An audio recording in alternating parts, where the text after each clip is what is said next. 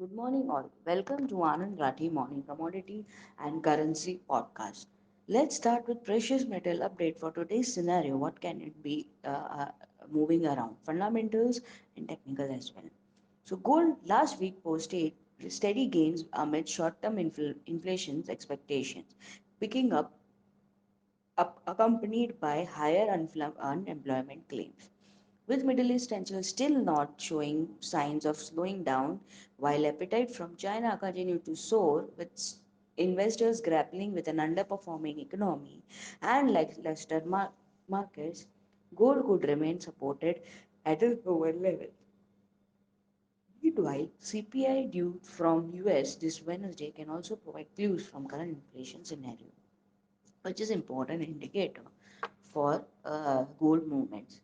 Technically, for gold futures, intraday support is around 71,800 and 71,200. Resistance is around 72,720 and 73,300.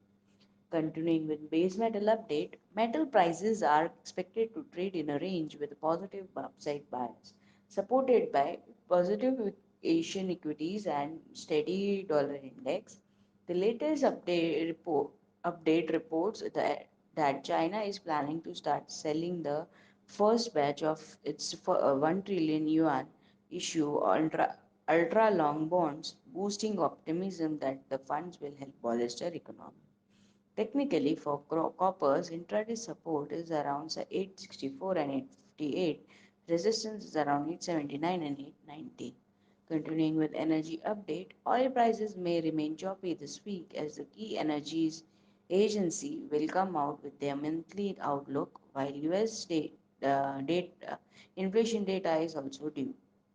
Any upward revision in demand outlook will bring in rebound in prices. Also, we have mentioned previously, price weakness increase the likelihood of that OPEC plus members will full roll over their $2.2 million of additional voluntary cuts into second half of the uh, year, which risks tightening the supply in H2 2024, limiting the downside in the prices. Overall, we see WTI oil prices to range between 76 to 81.50 this week.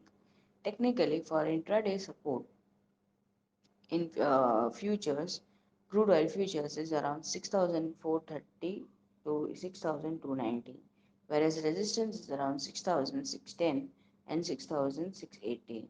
Continuing with currency update, dollar is stable and markets are meandering ahead of US inflation data this week.